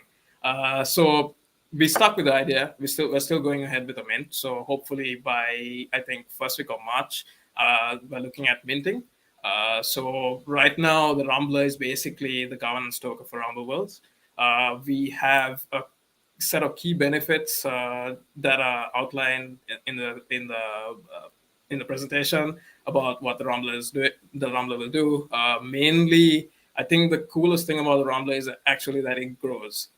So you'll be minting an incubator ball, and over the course of your gaming experience and with the XP points that you earn, your Rumbler will turn out from like a cute baby Rumbler to your adult Rumbler. So that's a cool experience that we're building as well. And then we're moving on to the worlds, which is another big part of Rumble Worlds. So as the name indicates, we are a metaverse, and we've also built accordingly with the whole galaxy ecosystem style of storyline. So right now we've created 2 worlds, which we will be going ahead with a land sale eventually. I think we've outlined it for Q2 of this year. So the worlds will have land plots that are individual and that will be able to be minted. And within these land plots, users will be able to build and really monetize their lands by using our creator tools and creating gaming experiences, social experiences, hosting events, etc. And really just owning the narrative within the metaverse. So this is a brief outlook on our roadmap. We've obviously taken a lot of time, and I don't think we're going to really quicken things, because we really want to take our time and build something that's going to look good, feel good, and actually make sense to the communities that we are partnered up with as well. So Q1, we are going to do the Rumblers launch. That's our biggest key event there. We've also focused on building as many NFTs as possible. I think over the next month or so, we'll see some cool, very notable projects that are coming on board with their own 3D models as well. And also we'll be dropping our teaser trailer, which will give you a glimpse of our story behind Rumble Worlds and also the gameplay experience that you'll get. Q2 will focus on the land sale, as mentioned later. And also we will be opening up to VCs and DAOs for the RUM private sale, where we're looking at like further investment into our RUM token to fuel development and really get things going on as well. Q3, we'll have our IDO for our RUM token. We'll launch RUM staking right after. We'll release the beta open world section of the game as well, where you'll be pretty much be able to integrate all your NFTs and be able to interact with each other. And we'll also host like in-game social events as well, just to get the hype going, just to get the communities like involved, etc. And Q4 is like one of my favorite things. And as I think it was Dan who came on first. He mentioned about how it's so important to bring in like non-native crypto users into the space to really get the gaming scene going on. And we think that's super important as well. And that's why we're also working on like our own take on like really helping out like non-native crypto users get started on specifically Solana. And one thing that we'll definitely be working on is the Sol faucet. So this is pretty much a faucet that will be within our Rumbleverse ecosystem that will really help people get started and get a jump on like setting up their Sol accounts, their Phantom wallets, and really get like get an induction to the ecosystem basically. And then we'll be releasing our playable games. So every 3 months we've planned a staggered release of a different game mode. So we're going to be on tight timelines, but our team's solid and we're sure we're going to touch those deadlines as well. And we will be launching our in-game marketplace where you'll be able to use RUMB and Sol as well to really purchase NFTs, in-game collectibles, in-game cosmetics, and other Rumblers and Rumbler stuff, basically. And in the long run, we're focused on creator tools. We'll be getting the full release out as well because it will be in beta until then. We'll be using a portion of the funds that we raised to create a grant system where we'll be awarding grants to people, to communities, DAOs that really want to build and enrich the Rumbleverse ecosystem. And we'll be introducing new game modes, as I mentioned, every 3 months. We'll be focused on releasing new worlds when the demand for it arises. So we will release them with like a fixed supply. But when the demand for more worlds and more land is present, we'll definitely put out more worlds and really get people into the gaming experience of Rumbleverse. And eventually, we're looking at introducing breeding so that you can get your Gen 2 Rumbler. We're working through the mechanics of that, and before the Rumbler mint, we will definitely release that information. So finally, a bit about the team. I think this is one of the most interesting slides. And I think a lot of people really want to find out what's going on with the team. So the team is actually composed of 3 partners. Motion Miracles is our gaming development partner. They're a gaming studio that's been focused on the mobile gaming space for the past, I think it's been 6 years or so. So they're based in Sri Lanka and Singapore and also San Francisco. They've got offices right around, and we've contracted them, and they're actually a part of the ownership of the project as well. So they're working on the game development side. So Anish is he's a co-founder of Rumbleverse, and he's the founder of Motion Miracles as well. And myself, I'm Lekya. I'm one of the co-founders of Black River Labs. We generally look into the operations, the day-to-day operations of Rumbleverse. So I'm a real estate developer, so I'm actually building IRL and I'm building the metaverse as well. So that, that's what's going on there. And we have Solarians in as well. They're also a part of the team. So Omi is he's the head of the Solarians team, and he is the COO of Digitalize. So he's currently heading the Solarians, and he's also running operations for Digitalize as well. And they've got a great background with strategies behind NFTs and sales, etc. So he's brought a wealth of knowledge coming in. Awesome. That is pretty much. Yeah, and just on that slide, I think it's really exciting, especially bringing in game studios to build Web3 gaming. What was the consideration of choosing Motion Miracles as your guys' game studio? Right. So me and Anish have known each other for a while. We actually went to school together. a long time ago. But I mean, the reason why we chose Anish is like as evident with the art style, with the quality of the assets that we've been putting out, and even in the ones that I'm really excited, but I can't talk about, that's going to be released like in the next month or so. You know, he's really like we take the time, but the quality of the stuff that we put out is definitely like a step ahead of what we've seen in the space so far. So that's one of the reasons why like we decided to go with Motion Miracles, and like really like hand over the game development side to them, because we feel like we're in good hands with him. Yeah, that's great. And I'm also just really curious, what are some of the things that get you most excited about building at Rumble Worlds? What is really your motivation to keep moving forward? What are you really looking So forward with Rumble Worlds, the reason why so the story behind it is actually back in March when Solarians minted. I was one of the OG mentors, so I minted on the whitelist, I think on day 2. So I was pretty much in touch with the team from back then, and that was my first NFT mint, and I wasn't really active on like Ethereum before that, but after that I was. And at that point, like it got me thinking, because I'm an avid gamer. I've spent a lot of time on gaming. I work a hell of a lot of time, but when I'm not working, I'm gaming. So I think one thing that I realized is like, the association of like crypto, NFTs, and gaming is like literally the best use case scenario for crypto and NFTs is gaming. There's no like there's nothing that can say otherwise, because it is like and like this is crazy, but like when I minted this, the first thing that like really came into my mind was like, imagine you had this like fully monetized economy in GTA 5, and like you're doing a heist, but you're actually like stealing like $5 million of like real cash as a gameplay action.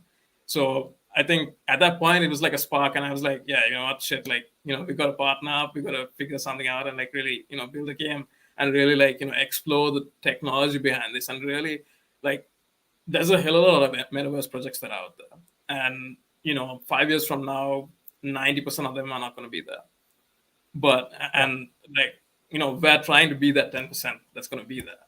And regardless of whether you make it or not, like right now, I think being a pioneer in the space, being early as a developer, and really getting the chance to really set the standard that's coming in, for like the future NFT devs, the future like crypto-based gaming developers. Like I think that's what really excites me. And like I think I was on a call with like Metaplex a couple of weeks back, and like they're so focused on like building the standard of NFTs, right? That for Solana based NFTs. And I think one thing that's really needed right now is to really like improve the standard of game, like for gaming projects.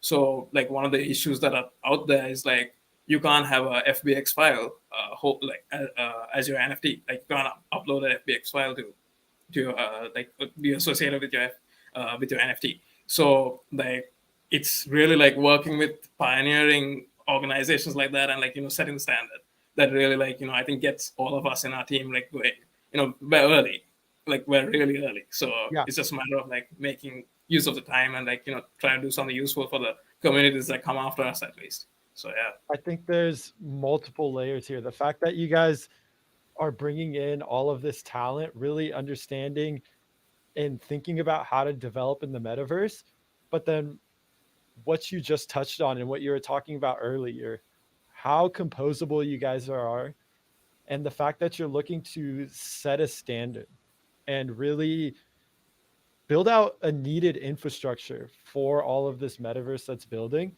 And I think that does posture Rumble Worlds to be better set to be one of these gaming projects that can stick around. And I think that's a really big thing we're figuring out here. I was just talking to Matt Sword from Solana Labs a couple of days ago, and we were talking about how much innovation there is here, in echoing what you said, that maybe 90% of the projects might fail, but there are going to be a couple very clear winners that understand the fit of open economies and metaverse in gaming. And it sounds like you guys are really posing yourselves to be composable and set this standard of Yeah. what it looks like and positioning yourself in the middle of the ecosystem. Yeah. So I think that is something that's truly unique about Rumble Worlds while you guys are building your own game. Yeah.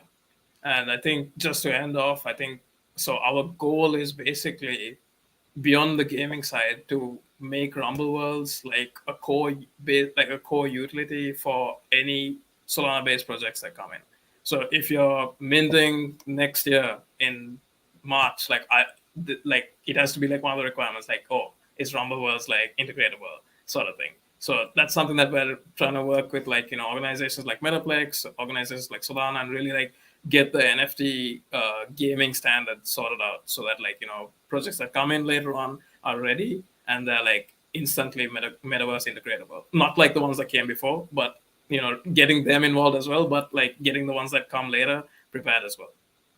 Yeah, I think that's incredibly important. And gonna wrap it up here. You guys have a ton of developments coming out. We've been following you closely here at Solana News, and we're definitely not going to stop. So I just really want to thank you for coming on, Lekya. And it's been great.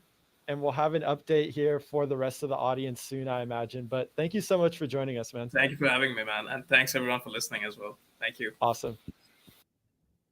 Perfect. So our last guest is someone that the chat has been extremely stoked about. And this project has been making waves in the Solana ecosystem.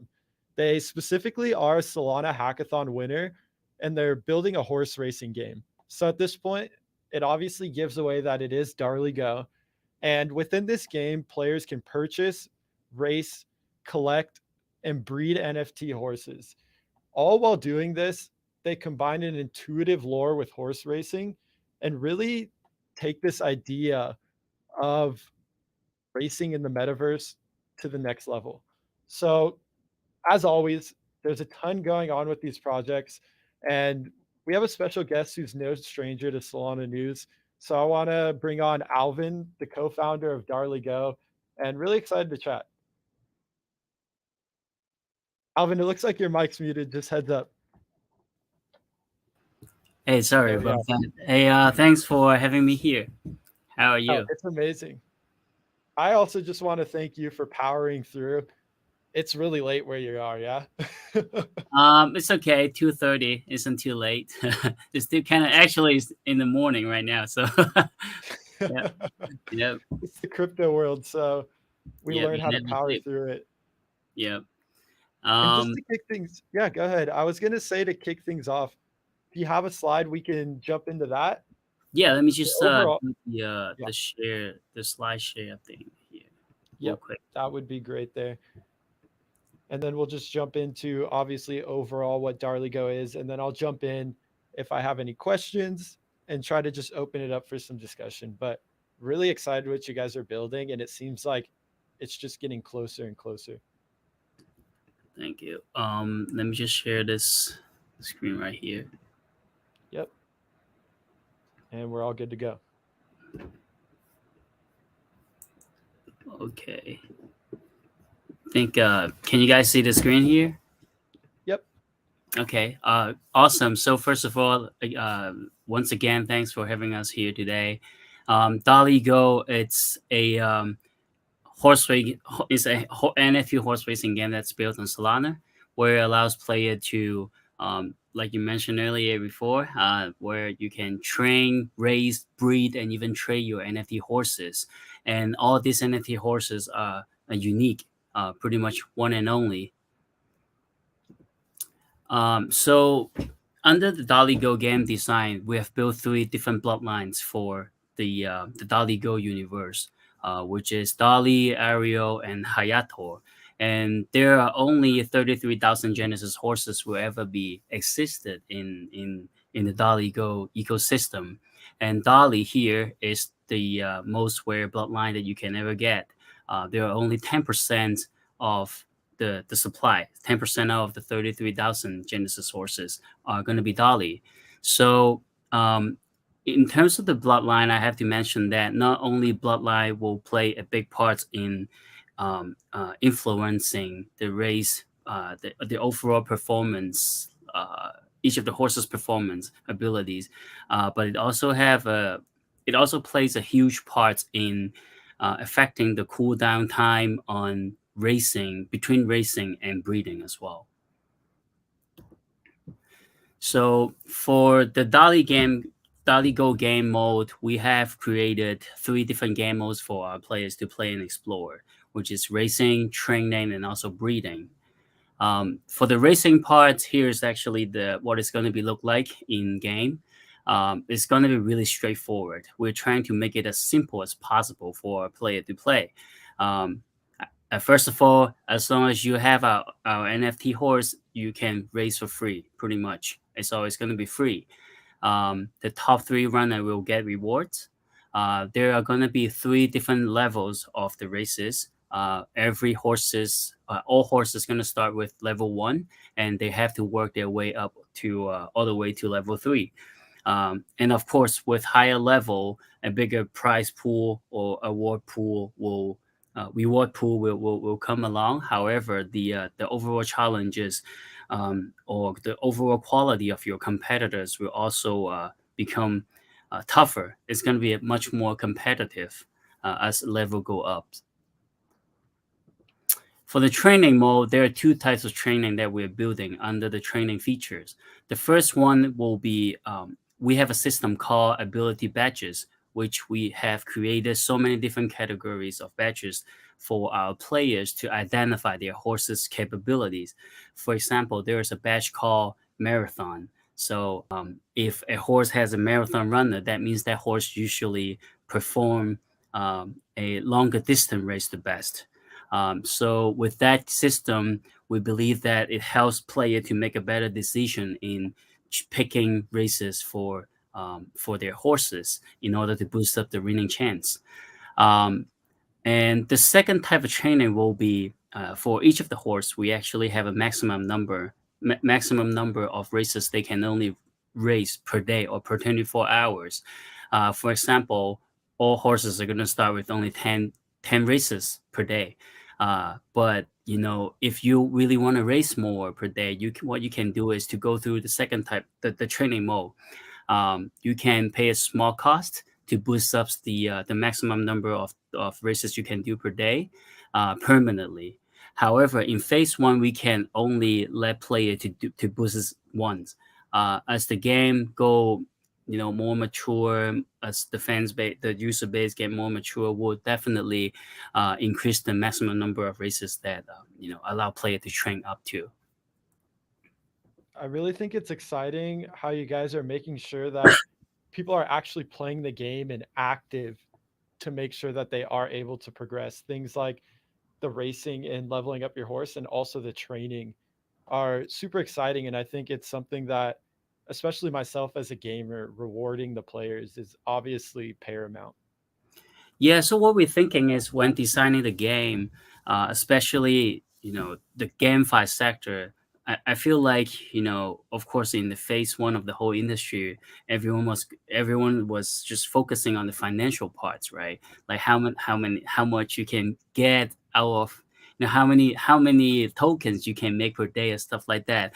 They really don't focusing on, even the game makers. I just feel like they haven't really paid too much attention on the gameplay part, right? So I think the whole industry has been evolving. People are more focusing on the overall quality of the game. Like, is it going to be, of course, you have to build a game that can bring values to people. Of course, in the GameFi sectors, you have to enable players to make some sort of income out of the game, but at the same time, is it going to be fun to play? So our team has such a strong background in game design, in mobile gaming design. What we're doing here is to trying to combine all the things together. Like, not only you can make real tokens here, at the same time, I hope the players can really enjoy playing Darley Go and really get the interaction with their NFT horses and other NFT assets in the future as well. Yeah, and I think that's incredibly important. So here's the what's gonna be the ability badge is gonna look like. We're still really working on the design. Don't worry about that too much for now. But what happened is you will be able to see, okay, if your horse get a sand badge, that means your horse probably performed better on the sand stadium or turf or like under some certain weather conditions. So for the breeding parts, I would say breeding is absolutely one of the most important elements when it comes to scaling up the whole platform. Um, so under our breeding design, there are two types of things that players need to be aware of, which is the mutation probabilities and also bloodline system. What it does is instead of letting generation types decide each of the horse's overall quality, we're implementing something called mutation probabilities. So we let each of the horse's own pedigree and family trees to decide its overall quality. So with this system, we believe that will boost up the whole the chance for the players to breed a better horses, to breed a horse that can be just as good as his parents or even better. So um, but of course, other than the mutation probabilities, with the ability badger system, it's also go with like a more like a inherit system. So, for example, if there is a specific badge that you would like to have for your new horse, you really have to do your parts. You really have to study hard to find the horse that has that specific badge that you have, or the or the higher mutation probability rates to because there is no 100% guarantee that you will get that specific batch from that horse. There's always a chance, just like the real life, you might get it or you might not, but you really have to do your own study on the whole family tree when it comes to the breeding part. So here at Darley Go, what we also really want to do is to make the whole game as accessible as possible for all the players around the world. To do that, we believe the scholarship program is pretty much a must. To do that, we have two different programs to do under this scholarship features, which is direct rental and syndicate. Direct rental is a really straightforward model where players can lend out their horses at a fixed cost for a specific amount of time. Whereas the syndicate model is more like a profit sharing model. For example, I have a horse that I don't really play with. What I can do is I can lend it out directly to my friend or even to someone that I don't know on over the marketplace for free, pretty much. Then whatever income that horse generate or that the horse generate by the players, we're going to split up the profits. It's like, let's say, for example, 50-50 or 60-40, whatever the amount that you set when lending out the horse. So by implementing this program, we believe will help a lot of players to get access to the game in the future. Yeah. And I think it's really important to incorporate these programs because, again, I was talking to someone like Matt Sorgs from Solana Labs, and he was just noting on how important these things are, and they really lower the barrier of entry to players, and also really just create a new dynamic of gaming and really just allow people to explore new opportunities. So seeing that you guys are actively thinking about this is really exciting, especially looking at the excess of other scholarship programs. And I mean, the easy one to just look at is something like Axie. So it's awesome seeing Darley Go think about these things and how they're going to incorporate it. Yeah, of course, we've been working really closely with some of the guilds who were also our seed investors. For example, Guildfied and Avocado, and also some other really amazing guilds. We've been really listening to what they really think about the whole industry. What do they think that they will need in order to uh, uh, grow grow the whole industry to another level. So we're still really working on this whole scholarship program. I believe it's not going to be just these two features, the direct rental and also syndicate, but we also there will be something come up in the future, that for sure. Yeah, it's really exciting. So in order to maximize the whole games, grow a strong and long-lasting in-game economic or tokenomic, what you would say, we're adopting dual token model, which is going to be GXC and DGE, which also stand for Galaxy Essential and Darley Go Essence. We'll talk about that more later in the future. But if you're interested in learning more about our tokenomics, you can definitely hop on to our website, which is available on our website and the paper. And here's the whole chart. It might be difficult for me to explain the whole chart here. Therefore, I have this prepared for you guys. This is really the hand draft when we designed the whole tokenomic early last week. So this is more like when designing this tokenomic, we're coming from the player's perspective. So, as a player, there are two ways you can get into the Darley Go ecosystem. The first one will be, of course, really straightforward. You can buy our NFT horses on the marketplace and start racing, breeding, training your horses, right? But on the other hand, if you're not really ready to become a horse owner yet, what you can do is to go through the scholarship program. You can rent a horse or do the profit sharing, which is a syndicate model, to start racing horses to get the feel and experience of Darley Go. Yeah, and this is awesome. In the aspect of tokenomics and economies, this is something that is really hard to nail down. What was it like crafting this up and putting the thought process into this? Were there certain other successful models you looked at?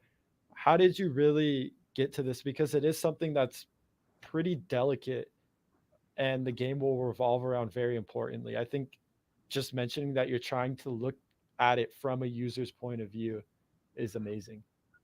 Yeah, so when designing the whole chart, it wasn't easy for sure. But we've the whole team have done such a deep research and study on many other amazing games in the field. Of course, the Axie Infinity, Z-Run, which we were inspired by.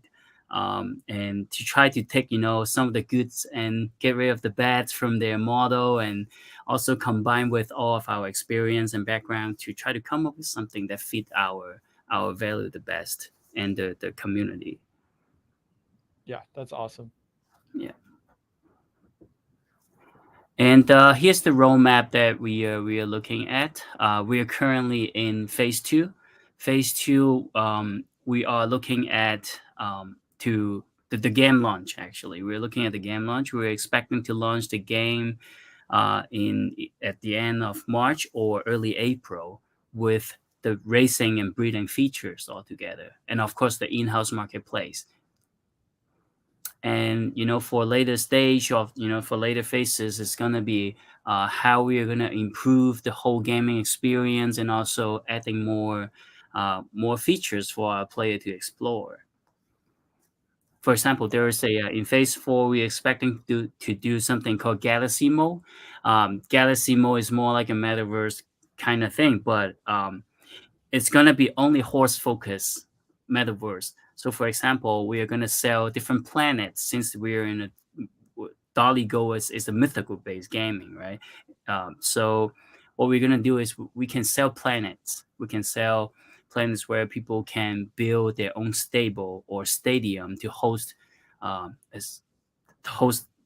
racing event at their own rule, under their own rule. So this is what we're planning to do. And also the which really what's really interesting is our CTO actually he did a really interesting project 2 years ago, which is the VR project.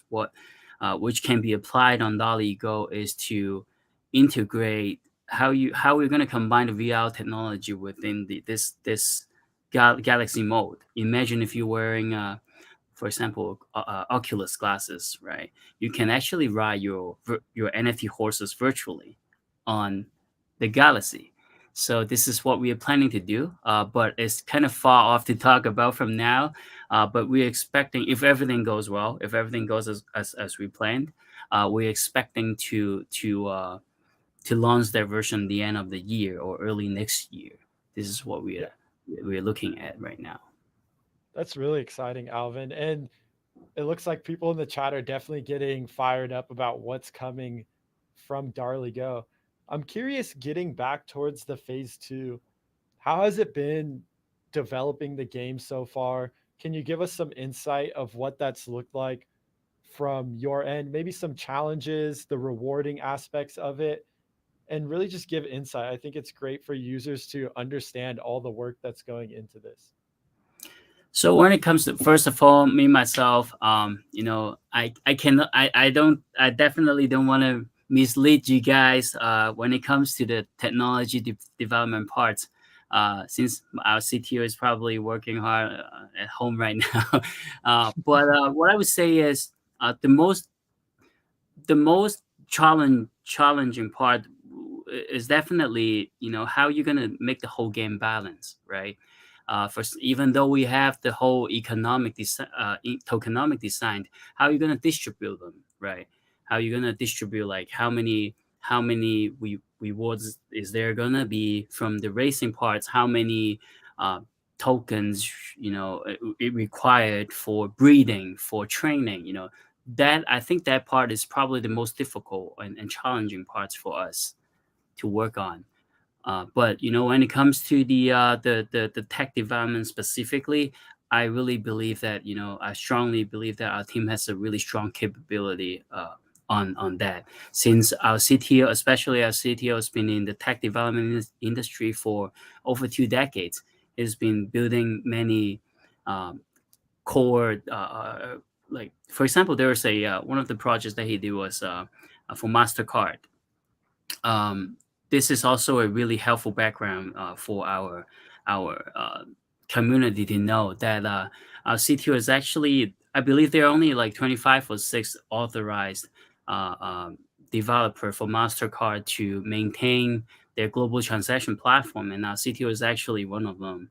So this is a really great credit for our supporter to know, I believe. So that's also tells us how great our tech team is. For example, when back in the phase 1, when we first kickstarted the whole project, just within 2 weeks, our team were able to adapt the Rust language. They had zero background in Rust, but they were able to adapt the whole new language for the hackathon event within just 2 weeks. I think that's something to prove, right? Yeah. And I think another awesome thing to just tap in here is support you guys have seen from the ecosystem, being able to come out on top for the hackathon, and also the backing. It shows that there's a lot of people that think what you guys are building is innovative, and the fact that Darley Go is building something that could be the future of gaming on Solana. So I think that's really exciting to touch on as well. Also, just the idea, how you touched on balancing the game economy.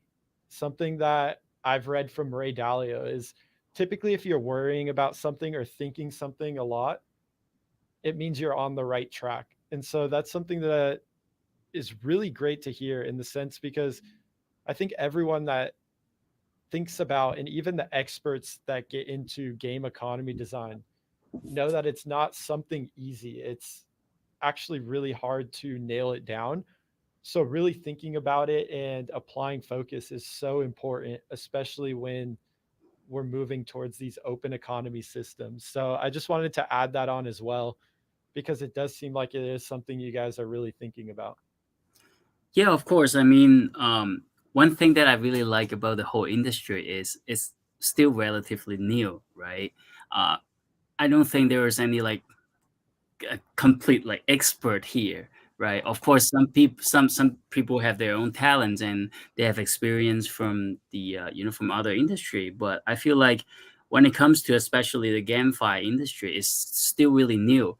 Everyone just really still thinking about or designing the perfect model for their own game, right? So I think it's just, so in our case, if you look at the achievement that we have achieved so far, the community choice award from the Solana hackathon, got many supports from all our seed investors, and also all the support, all our communities. What we think is that, since what we have been building so far, it just seems like the people really like what we are building so far, including the idea, and also the whole the graphics we're building, the gameplay modeling, and all that stuff. uh, I just feel like, as a team, we just have to be agile enough, right? We're definitely not gonna be a stubborn team, like, I think this is gonna work, we're just gonna stick with this model. No, it's not gonna be like that. For us, our team's been really working hard since day one. I mean, I would say we've been probably working like 14, 15 hours per day, which is pretty common in this field, right? But what we've been doing every day is to pay attention to what's really happening, not only not only within our own projects, but also the whole ecosystem, especially within the Solana ecosystem. Like, what's good there.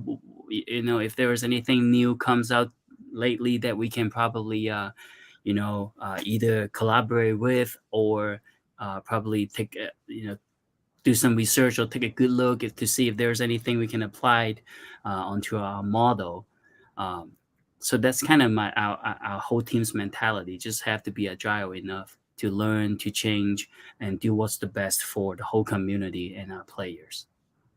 Yeah, and I really think that mentality is really attributable to the success that you guys have seen up until now. And even just looking at this slide that you have up is great. Things we've talked about, but seeing them, these are monumental events. So I think that's really awesome. We're doing our best. So the next big events will be where we let all of our Genesis cards holder to redeem their NFT horses, and what we call the NFT badge, which is going to be like this, starting from 22nd this month. Um, the whole events will be hosting on our own website. We'll have more information released on our Discord and Twitter later, within the next couple of days. That's awesome. And on our end at Solana News, we'll definitely be covering this, just looking to get this to our users, especially those who are watching here. So this is definitely something to be excited about. Thank you so much. I mean, Solana News has been great. It's been really helpful. I really like how you guys work. Just always really quick to, respond, and also, all the. One part that I really like about you guys is you guys really put in the hard work. You guys really design all the graphics for each of the news for different projects. That's really amazing. You don't really see that that very often out there. Yeah, our graphics team is amazing and it really sets us apart. And I think something that we like to do is just really cover these exciting events, such as Darley Go revealing their Genesis cards and having these events, because people, especially power users in Web3, want to hear about these things.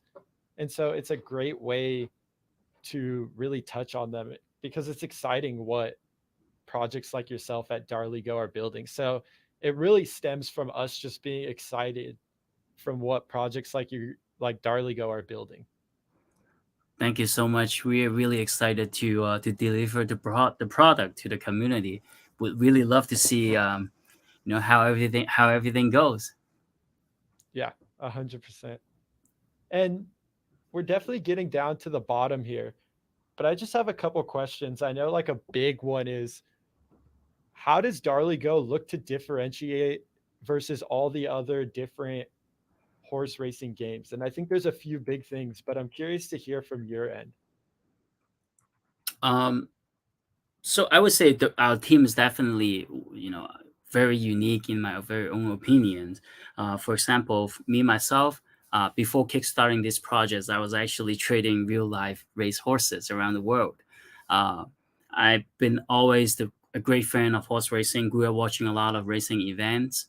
Um, so I would say I play pretty much all horse race, most of the horse racing video games out there since the PC era and PlayStation 1, PlayStation 2, 3, right? There's always just one thing that I think that I'm just, there's one major problem that hasn't been able to solve all this year until we saw Z Run, right? Which is monetization. And that Z Run has definitely done an amazing job. They introduced this, the integration of NFT horses into a video game, and it just make it like real world, right? In real world, this is how it works too, right? You want to you want to own a champion horse. If their performance rate is good, you can always try to enter them into a stud farm to become a stallion and make some passive income. This is basically the same, except it's a digital version, right? Or virtually, but which is amazing. In this case, you don't really have to worry about too much. For example, like injury problem, right? The training cost, so many different extra costs will have to be adding up onto the bill every month. In real world when you're a horse owner, but in this NFT gaming world, it doesn't work like that, right? As long as you own your NFT horse, you like at least in Darley Go, you don't have to pay the training fees to maintain it every single month, right? It won't get injured, right? Your horse won't die. It live forever happily in our galaxy. So that's what I would say. So what happened is, after seeing all these possibilities and our experience in gaming, this game design and also horse racing game, is what we're trying to do is to make a really fun game. Like I mentioned earlier before, we want to make a game not only able to help our players to get some extra income per month or per day, right? But also making a game that they can really enjoy playing with.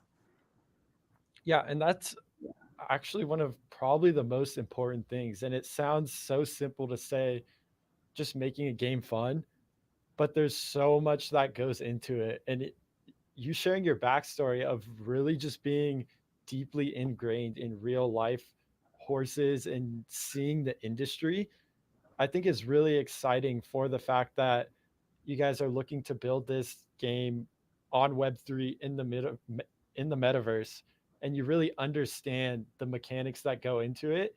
And now you can kind of jump into this playground and take all the best aspects of what you like from the real world horse industry and really just bring it onto Solana into Web3.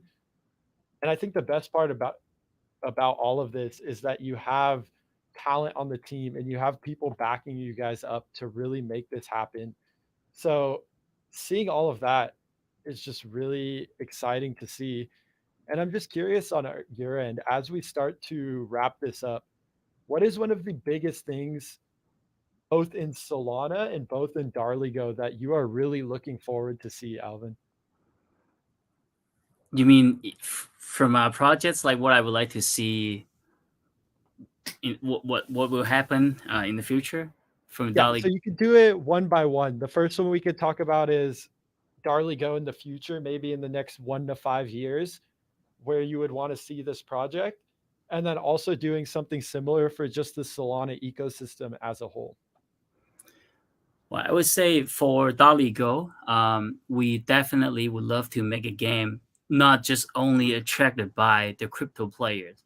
Our goal is always to focus on those non-crypto users, right? We definitely, because I've seen how popular a horse racing game could be, and how many people haven't even heard of the whole NFT industry, NFT gaming, right?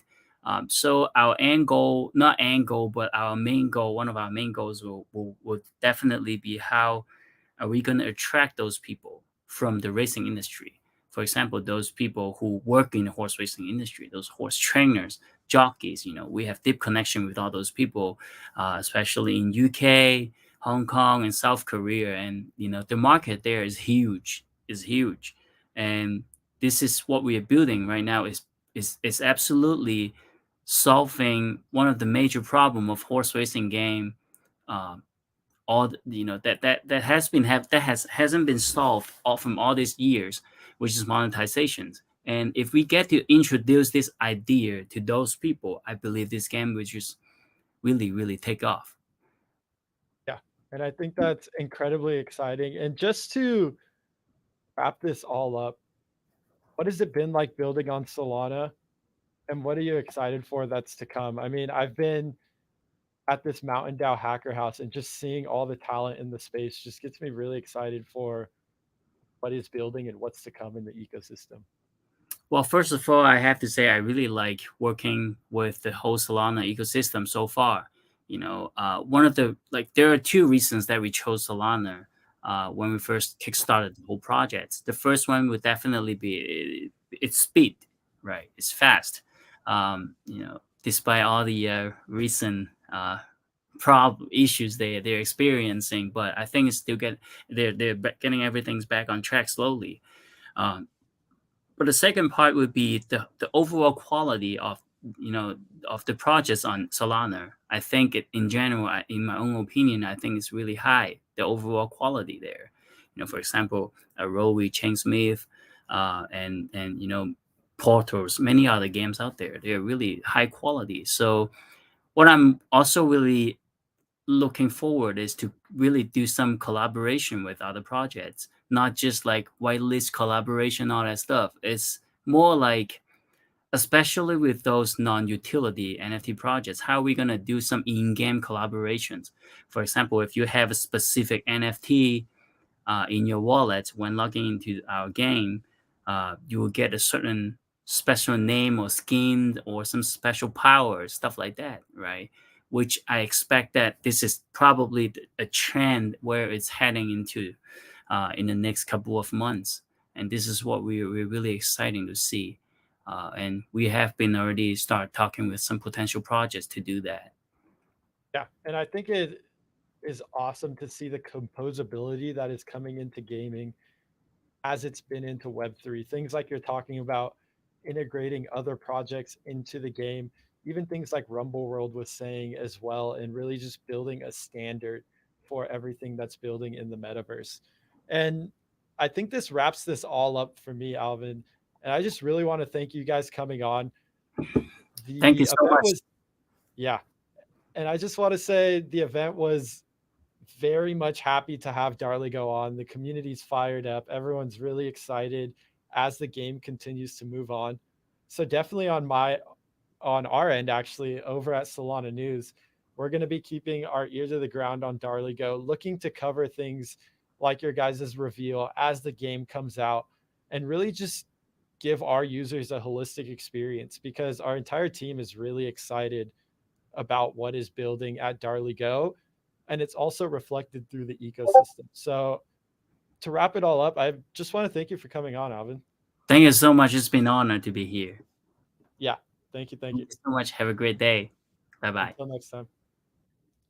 Awesome. So I'm just going to wrap this all up here. It was amazing to have all these projects on. We had Samurai Army, Burnt Finance, Rumble World, and Darley Go. And all of these projects are really building a key pillar in NFTs. They've really carved out their niche, and they're making to become one of the industry leaders.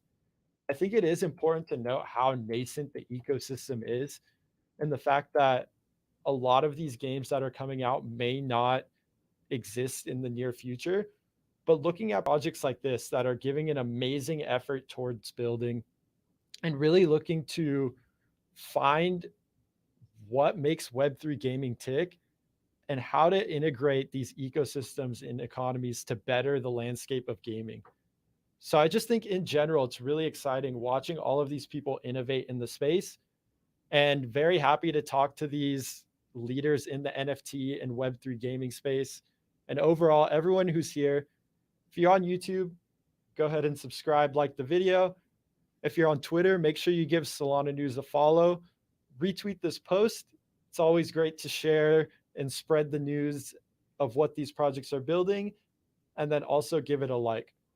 So awesome to see all of you guys. Until next time,